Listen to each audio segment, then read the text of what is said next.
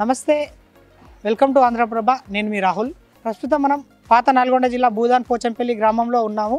ఇక్కడ ఈ భూదాన్ పోచంపల్లి గ్రామానికి ఈ పేరు ఎలా వచ్చింది, అసలు ఇంతకు దీని చరిత్ర ఏందనేది తెలుసుకోవడానికి కోసం అని చెప్పేసి ఇక్కడికి మనం వచ్చాము. ఈ భూదాన్ పోచంపల్లి గ్రామంలో 1951 సంవత్సరంలో మహాత్మా గాంధీ గుజరాత్లో నడిచిన సర్వోదయ అనే బుక్ నుంచి ఇన్స్పైర్ అయ్యి భూదానాలు చేయాలనే కార్యక్రమాన్ని హైదరాబాద్కి వచ్చి 1951లో మన శివరాంపల్లి నుంచి పోచంపల్లికి వచ్చి పోచంపల్లిలో 1951 సంవత్సరంలో పోచంపల్లిలో మొట్టమొదటిసారిగా భూదానాలు అనేది చేయడం అనేది ప్రారంభించిండు. అప్పుడు 1951 సంవత్సరంలో ఈ తెలంగాణలో పెద్ద ఎత్తున తెలంగాణ రైతాంగ సాయుధ పోరాటాలు అనేవి జరుగుతుండే. కొద్ది వరకు కమ్యూనిస్టులు ఆ రకంగా ఇట్లా ప్రయత్నిస్తున్న తరుణంలో ఈ ఆచార్య వినోబా భావే ఈ పేద ప్రజలకు, ఇల్లు లేని వాళ్ళకు, భూమి లేని వాళ్ళకు ఇవన్నీ దానాలు చేయాలని ప్రారంభించడం జరిగింది. ఈ పోచంపల్లి ఇంకా చాలా రకాలుగా ఫేమస్ చేనేత పరిశ్రమలకైతే చాలా వరకు అయితే ఇక్కడ చేనేత పరిశ్రమ, పట్టు పరిశ్రమ అనేది ఉంటుంది. ఇక్కడ ఇక్కత్ పట్టు చీరలు అనేవి చాలా బాగా తయారు చేస్తారు. తెలంగాణలోనే 2005 సంవత్సరంలో GI గుర్తింపు పొందిన, అంటే భౌగోళిక గుర్తింపు పొందిన ఈ ఇక్కత్ చీరలు, పోచంపల్లి చీరలు చాలా ప్రసిద్ధి చెందినాయి ప్రపంచంలో. ఇంకా చూసుకుంటూ పోతే ఇక్కడ 2021 సంవత్సరంలో ఇక్కడ మన తెలంగాణ టూరిజం వాళ్ళు ఇక్కడ చేసిన చేనేత పరిశ్రమలన్నిటి తీసుకొని ఇక్కడ మనకు ఒక టూరిజం ప్రదేశంగా ఇట్లా మనము ఇక్కడ చేనేత ప్రజల గురించి అని, వాళ్ళు చేసిన చేనేతలు, పట్టు, రకరకాల వాటి గురించి అని చెప్పేసి ఇక్కడ ఒక టూరిజానికి ఇట్లా ప్రత్యేకించి మనకు ఏర్పాటు చేయడం జరిగింది. ఇంకా విషయానికి వస్తే ఈ విషయానికి 1951 సంవత్సరం నుంచి ఇప్పటికీ అంచెలంచెలుగా ఈ గ్రామం అభివృద్ధి చెంది ఇక్కడ మన తెలంగాణ రాష్ట్రానికి, మన భారతదేశానికి మంచి గుర్తింపు తెచ్చేటంగా ఉంది. ప్రస్తుతం అయితే ఇప్పుడు మనము మొదటగా ఈ గ్రామానికి భూదానం చేసింది ఎవరంటే వెదిరే రామచంద్రారెడ్డి అని ఒక గొప్ప భూస్వామి. ఇక్కడ ఈ గ్రామంలో 100 ఎకరాలు అనేది ప్రజలకు అనేది పంచిపెట్టడం జరిగింది. అక్కడి నుంచి దాని తర్వాత ఆయనకున్న 3500 ఎకరాల్లో 100 ఎకరాలు పంచిపెట్టడం ద్వారా దాని నుంచి ఇక్కడ నుంచి వినోబా స్టార్ట్ చేసిన ఈ భూదానోద్యమం అనేది ఇక్కడ అంచెలంచెలుగా ఎదిగి ప్రతి ఒక్కరికి భూములు అనేది చేయడం అనేది జరిగింది. తెలంగాణ సాయుధ రైతాంగ పోరాటంతో పాటు ఇది ఇట్లా ఒక రకంగా తెలంగాణ ప్రజలకు, వస్తువులు లేని వాళ్ళకి, ఏది లేని వాళ్ళకి ఇట్లా చాలా రకంగా ఉపయోగపడింది. ఈ ఊరు నుంచి జరిగిన ఈ ప్రస్తావన అనేది ఈ ప్రపంచం మొత్తం అనేది ఒక పెద్ద చరిత్ర లేఖ లిఖించబడ్డ ఈ గ్రామము చాలా రకాలుగా అభివృద్ధి చెందింది. ఇప్పుడు చెప్పుకుంటూ వస్తే మనం ఇక్కడ చూస్తే మన చుట్టుపక్కలలో మినీ ట్యాంక్ బండ్ లేక ఇట్లా ఉంది. ఇక్కడ చూసుకుంటూ వస్తే ఇక్కడనే మన వినోబా భావే విగ్రహము, అండ్ మరి చూసుకుంటే ఎదురే రామచంద్రారెడ్డి ఆల విగ్రహం ఇట్లా ఇక్కడ ప్రస్తుతానికి మన ఇక్కడ ఉంది. ఇక్కడ టూరిజం ప్లేస్లో మనం ప్రజెంట్ అయితే ఇక్కడ మనం ఉన్నాము. వినోబా మందిరం ఇట్లా ఇక్కడ నిర్మించబడి ఉంది. ఈ భూ పంపిణీ కార్యక్రమంలో జరిగిన కొన్ని విషయాల గురించి అని చెప్పేసి స్థానికులను అడిగి అది అసలు ఏం జరిగింది, ఈ గ్రామానికి ఇంత ప్రాధాన్యత ఏంటి అసలు అని చెప్పేసి దాని గురించి అని మనము గ్రామస్తులను అడిగి, స్థానికులను అడిగి మనమైతే పూర్తిగా తెలుసుకుందాము. ఏ ప్రదేశంలో ఇప్పుడు మన ఇక్కడ భూమి పంపిణీ కార్యక్రమంలో ఎక్కడ పత్రాలు అనేది పంచారు సార్? ఇక్కడ ఒకటి జూషెట్ అని ఉంది సార్.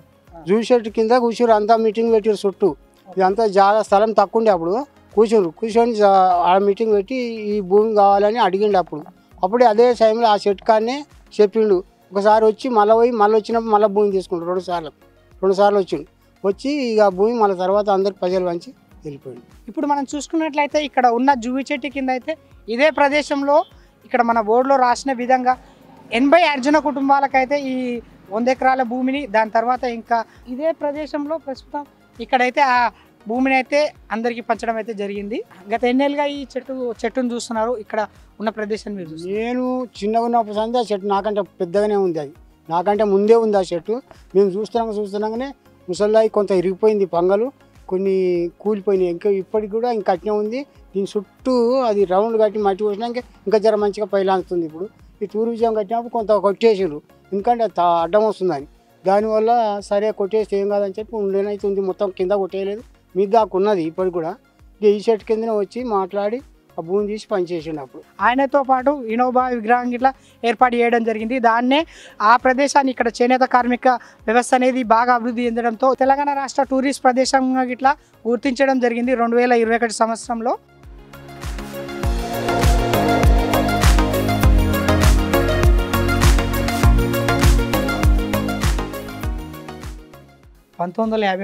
ఏప్రిల్ 20 నాడు అది భూదానోద్యమం కార్యక్రమం జరిగింది కదా సార్. ఇప్పుడు ఆయన 100 ఎకరాలు ఇచ్చిన వెదిరే రామచంద్రారెడ్డి ఉన్నాడు కదా, ఆయన ఫ్యామిలీ ఇప్పుడు ఎక్కడున్నారు, వాళ్ళు ఎవరైనా వాళ్ళ వారసత్వంలో వాళ్ళ కొడుకులు ఎవరైనా ఉన్నారా సార్ ప్రజెంట్? ఇప్పుడు ప్రజెంట్ అయితే పోచంపల్లిలో ఉండలేరు, వాళ్ళకు ఉన్నాయి ఇక్కడ ఇండ్లు ఉన్నాయి, ఇప్పుడు ఉండలేరు. అప్పుడప్పుడు వాళ్ళు జయంతి ఉత్సవాలు అవిటికి వచ్చి పార్టిసిపేట్ చేస్తారు. వాళ్ళు వాళ్ళ అబ్బాయిలు ఉన్నారా సార్? ఉన్నారు, వాళ్ళ అబ్బాయిలు ఉన్నారు, వాళ్ళ మనవాళ్ళు వాళ్ళందరూ ఉన్నారా సార్? వస్తారు వాళ్ళు అప్పుడప్పుడు వస్తారు పోచంపల్లికి వచ్చి వెదిరి రామచంద్రరెడ్డి గారి జయంతి కానీ వర్ధంతి కానీ ఆ ఉత్సవాల్లో పాల్గొని వెళ్ళిపోతారు.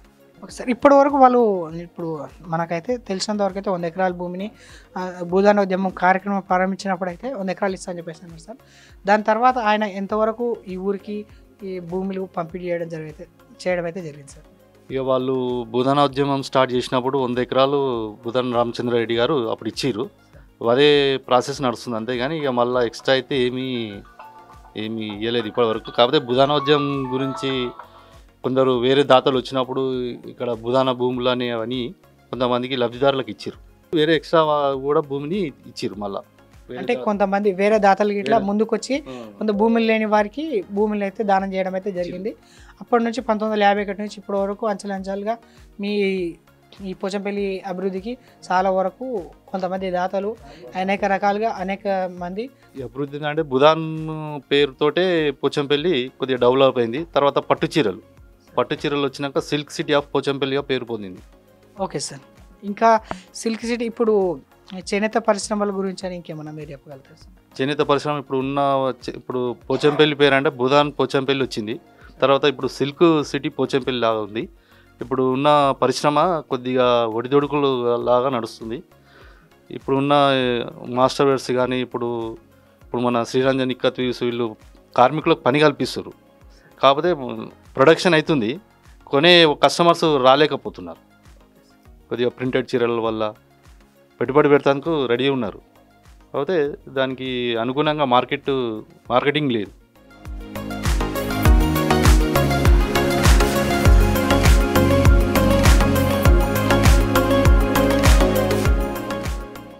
భారతదేశానికి స్వాతంత్రం 1947 ఆగస్టు 15 వచ్చింది. కానీ భారతదేశంలో ఇంకా హైదరాబాద్ రాష్ట్రం విలీనం కాకపోవడం, మరి అక్కడ భూమి కోసం భుక్తి కోసం రైతులు భూస్వాములకు జమీందారులకు దేశముఖులకు వ్యతిరేకంగా భూ ఉద్యమాలు చేపట్టారు. మరి అనేక రక్తపాత సంఘటనలు జరిగాయి.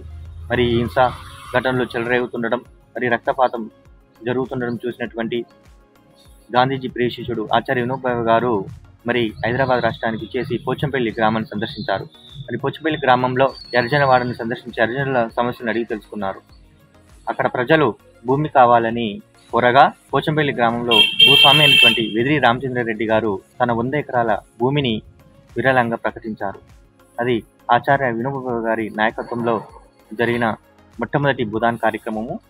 కావున ఆ భూదాన్ కార్యక్రమాన్ని చెల్లించిపోయినటువంటి చూసి ఎంతో స్ఫూర్తి పొంది ఇది దేశమంతటా వ్యాపింప చేయాలని కాలినడకన ఉత్తర దక్షిణ భారతదేశంలో అనేక సంస్థానాలలో కాలినడకన పర్యటించి అనేక మంది భూస్వాములను జమీందారులను స్వచ్ఛందంగా వారి చేత భూమి దానం చేపించి భూ సంస్కరణ ఉద్యమము మహా ఉద్యమంగా మారింది.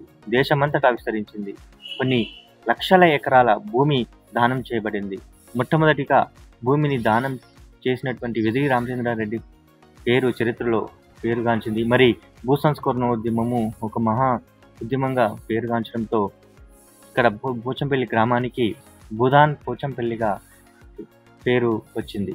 ప్రజల్లో సోదర భావాన్ని, మరి శాంతి సుస్థిరతను, మరి ఐక్యమత్యాన్ని, మరి అసమానతను తొలగించడానికి ఈ భూదాన్ ఉద్యమము ఒక స్ఫూర్తిదాయకమని ఆచార్య వినోబా గారు ఆ రోజు పేర్కొన్నారు.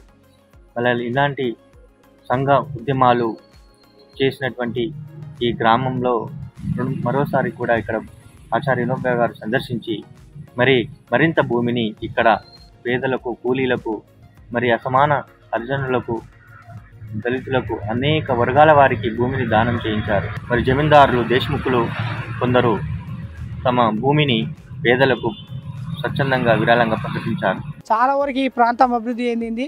ఇక్కడ ఇట్లే అభివృద్ధి ఇట్లా మంచిగా సాధించాలని కోరుకుంటూ అంతవరకు చూస్తూనే ఉండండి ఆంధ్రప్రభ. నేను మీ రాహుల్.